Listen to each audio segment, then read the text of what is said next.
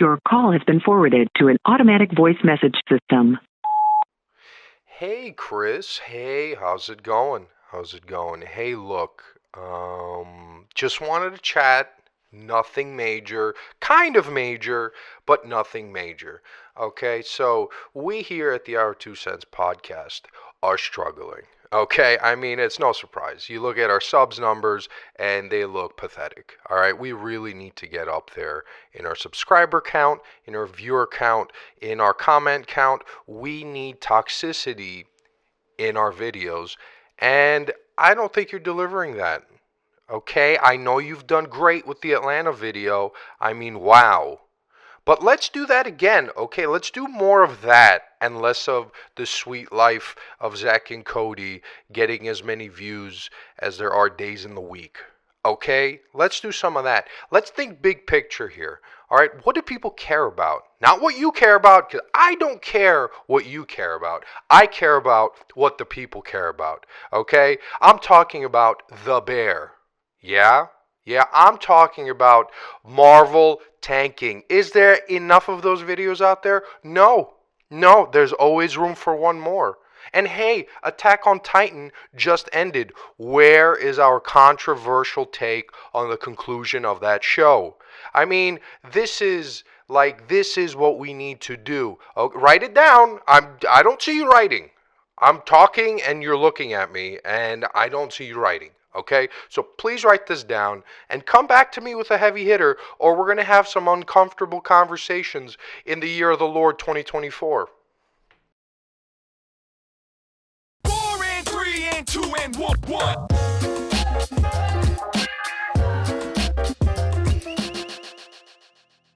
I know.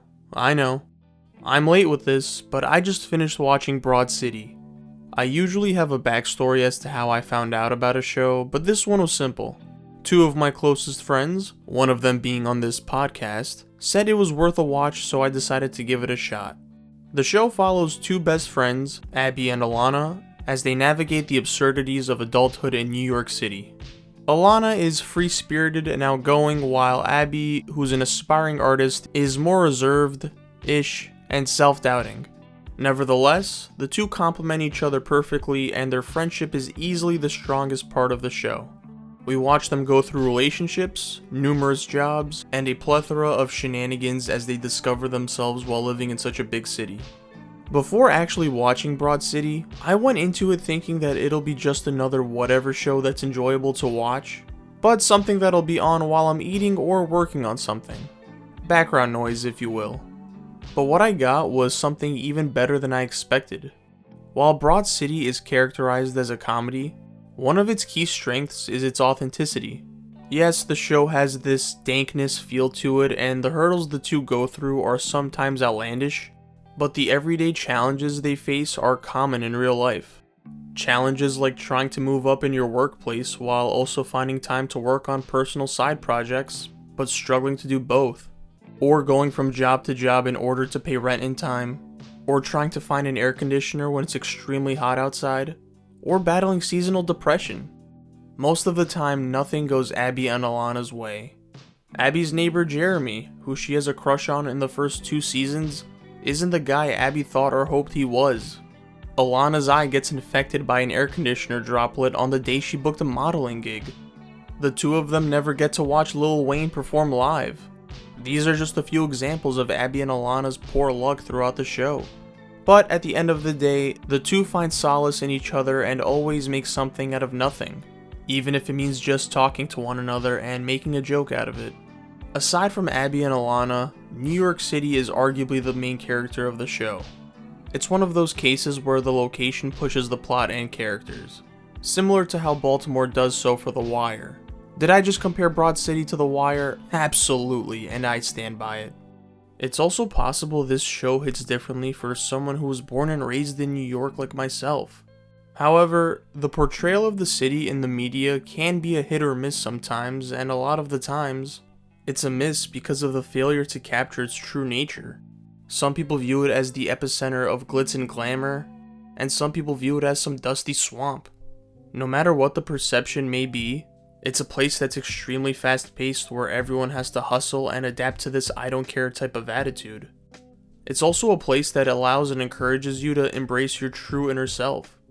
New York City can be overwhelming and there's always constant movement.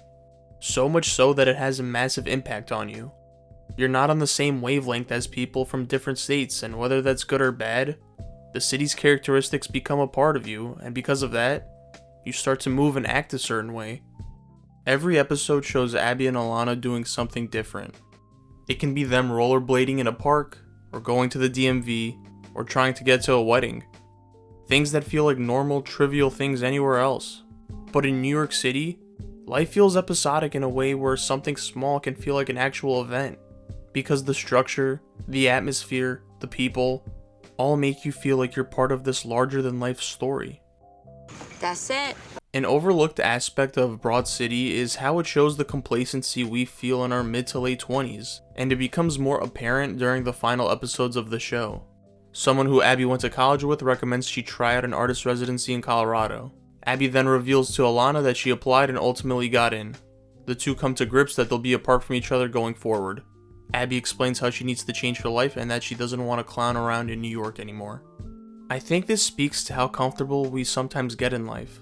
In Abby and Alana's situation, they do a decent job finding work and are able to provide for themselves even if they get unlucky with other external things.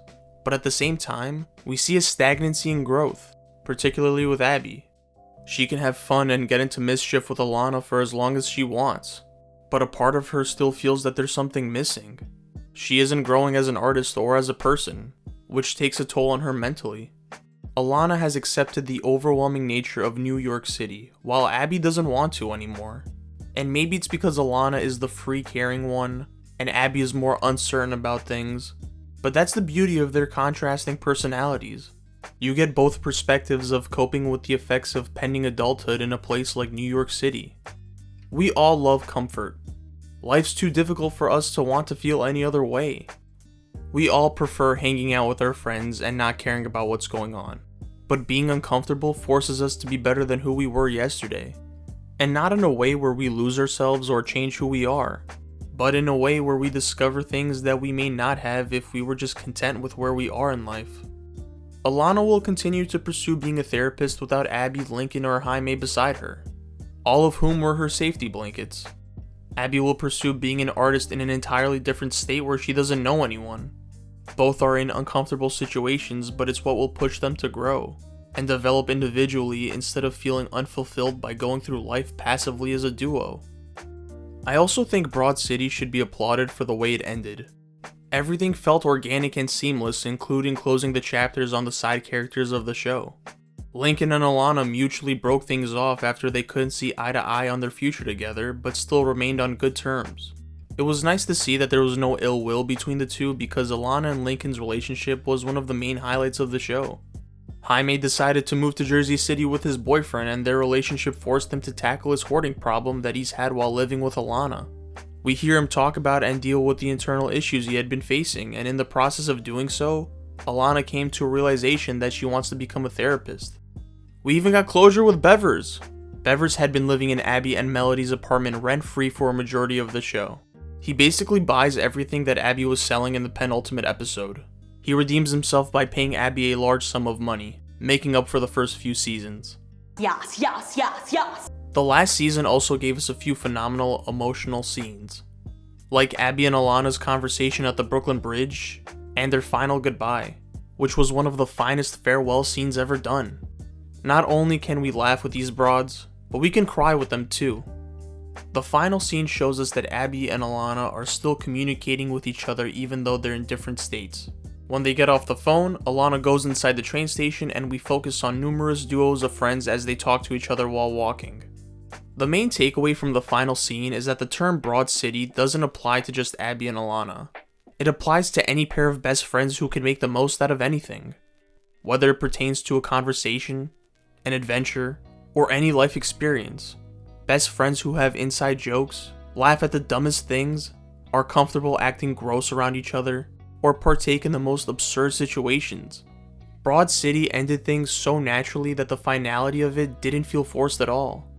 The friendship between Abby and Alana was something I wasn't ready to say goodbye to by the time I watched the final episode. It kind of felt like a farewell to two actual friends of mine. They're not role models by any means. They'll FaceTime each other when they're in the bathroom or having sex, sit on a couch in the back of a garbage truck, eat dollar store pizza while sitting on the ground with a blanket after dinner reservations go awry. They'll even make a business out of New York City trash. To put it bluntly, they're gross. And you know what? It's awesome. Abby and Alana embrace their inner disgusting, which is something we all have. Sometimes, we're just too insecure to show it and we keep our guards up so we don't expose that side of us. But the friendship between the two is so strong that it influences us to be comfortable showing our own personality, even if some people don't vibe with it. I didn't expect to fall in love with Broad City as much as I did, but it's now in my personal pantheon of greatest sitcoms ever. The replay value, the vibes, the writing, everything about it makes it one of those shows that will stick with you for a long time. Maybe it's not for everyone, but it's a love letter to true friendships around the world. People suck. They come and go. Sometimes you'll feel alone and that no one's there for you. But Abby and Alana are.